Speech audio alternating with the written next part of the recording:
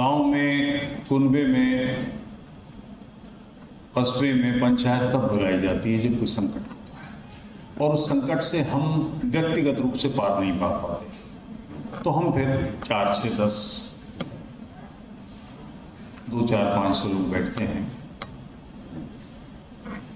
भारत में एक तुरा है, बेचैनी है सारे भारत में, और न केवल भारत में, वैश्विक स्तर पर ये बेचैनी है। सभी को ये लग रहा है कि सभ्य समाज के जो मूल्य हैं वो बचेंगे कि नहीं, कहीं हम नष्ट तो नहीं हो जाएंगे। कुछ लोग हैं जो ऐसी बातें करते हैं, हमारे कई मित्र हैं, वो कहते हैं कि नहीं, धर्म नष्ट नहीं होगा।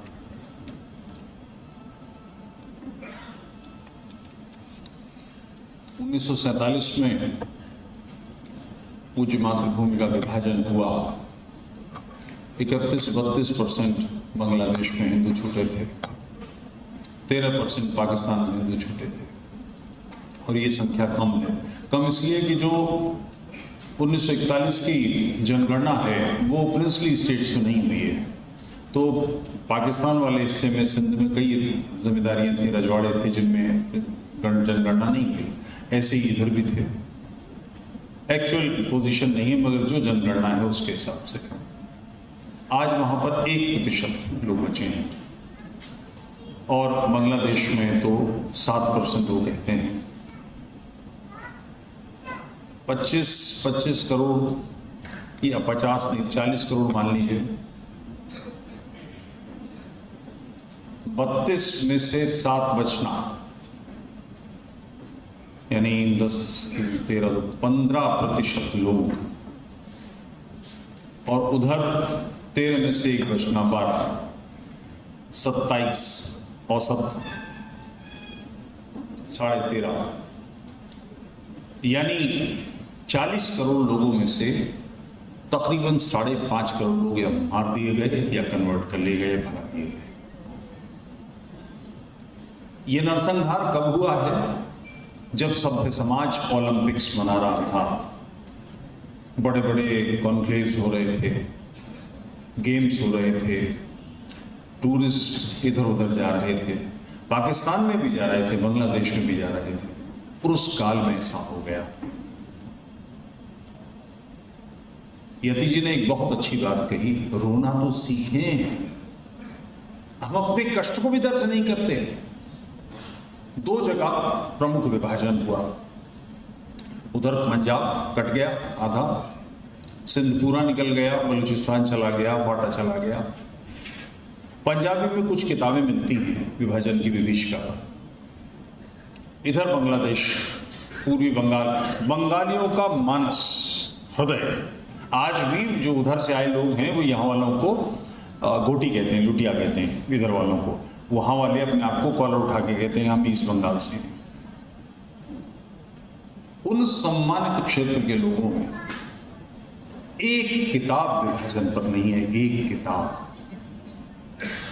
बंगाल से आया व्यक्ति, ये पूरा समाज, इतना पौरुषवान समाज, बंगाल विभाजन हुआ, अंग्रेजों की नाक में दम कर दिया, दे बम पे बम मार उधम मचा रखा था।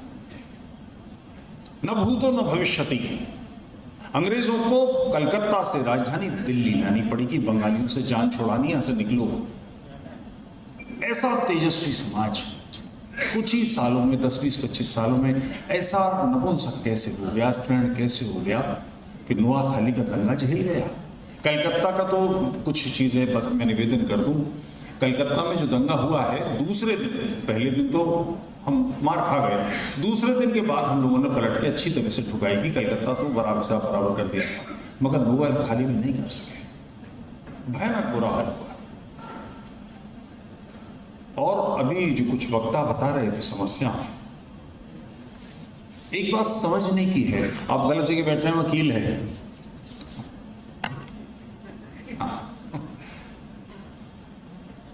हमास में हमला किया, मैं एक ही उदाहरण से बात करता हूं, हमास में हमला किया किन लोगों पर? जो समुद्र तट के पास पार्टी कर रहे थे, आनंद मोद नृत्य, नाचना गाना चल रहा था। जैसे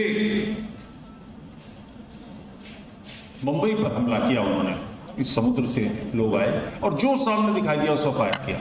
इससे मतलब नहीं कौन मर रहा है, उन्हें बिल्कुल स्पष्ट पता है कि शत्रु काफिर है, उसकी चोट किस पर जा रही उन्हें कोई मतलब नहीं। ऐसा ही उन्होंने हमला किया। जो लोग आए मारने के लिए, क्या ये युद्ध करने वाले ट्रेंड सैनिक हैं? नहीं, सिविल एरियाज के लोग हैं। हमास एक पॉलिटिकल पार्टी है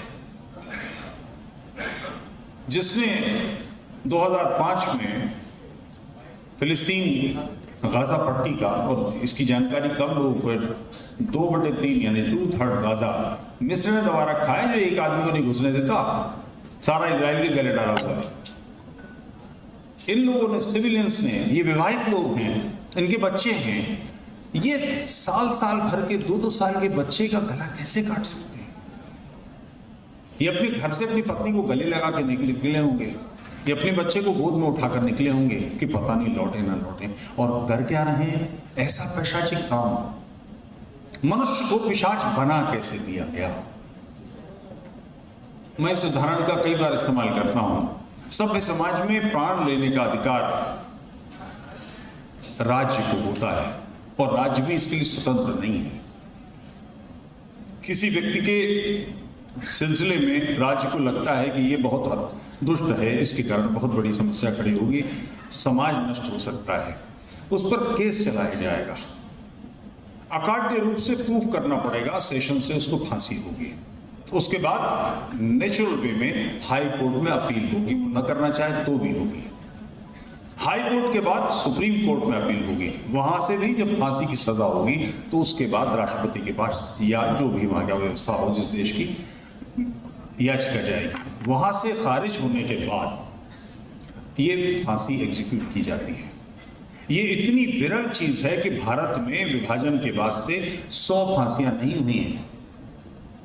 मेरठ के, जहाँ के क्षेत्र के स्वामी जी हैं, वहाँ के 2 जल्लाद थे, तारा मसीह और इकबाल मसीह, बाप बेटे थे, दोनों मर गए। तो अभी जो कुछ फांसियाँ करनी पड़ी हैं वो बम्बई बम कांड वाले और लोगों की, तो उसके लिए पुलिस वालों को तैयार किया गया। कोई था ही नहीं, भारत में जल्लाद ही नहीं है। इसके सिलसिले में एक ब्रिटिश पीरियड का कानून है, फांसी देने वाले जल्लाद को शराब का कोटा दिया जाता है। वो शराब पीता, माना जाता है कि इसका नशे में होना अनिवार्य है, उसे पता है कि ये उसका कुछ भी लेना देना नहीं है, वो एग्जीक्यूट कर रहा है, और इसके लिए तटस्थ न्यायपालिका ने तय किया है। फिर भी फांसी के लिए नशा आवश्यक माना जाता है, और ये प्रैक्टिस वैश्विक स्तर पर है। अमेरिका में भी जहाँ गैस चैम्बर्स इस्तेमाल होते हैं, इलेक्ट्रिक चेयर्स इस्तेमाल होती हैं, वो भी जो ऑन करते हैं उनको ड्रिंक्स दी जाती हैं। ये कैसे लोग हैं कि बिल्कुल अबोध बच्चे को, 1 साल के बच्चे का गला काट रहे हैं? अपना बच्चा इन्हें ध्यान नहीं आता। मनुष्य को पशु बनाने की मानसिकता क्या है? इस पर थोड़ी सी बात करने से ठीक रहेगा। आज से तकरीबन 1500 साल पहले एक पुजारी परिवार में, अरब के कुरैश कबीला था, उसमें मोहम्मद का जन्म हुआ। बचपन से वो परित्यक्त जैसा था, घर के लोग उसका चिंता नहीं करते थे। फिर बाद में उसके चाचा ने और दादा ने पाला उसको। 40 वर्ष की आयु में आकर उसने घोषणा की कि अल्लाह एक है और मैं उसका पैगंबर हूँ। ये मूल पैगाम है इस्लाम का। कुरान बहुत बात की चीज़ है।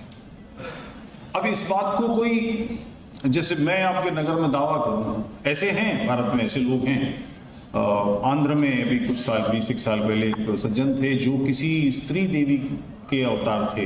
वो औरतों के कपड़े पहनते थे, बिल्कुल औरतों के कपड़े, और बाल बढ़ा रखे थे, और लोग उनके पीछे लाखों लोग भक्त थे। एक आध नहीं, ऐसी विचित्रताएं सारी दुनिया में हैं।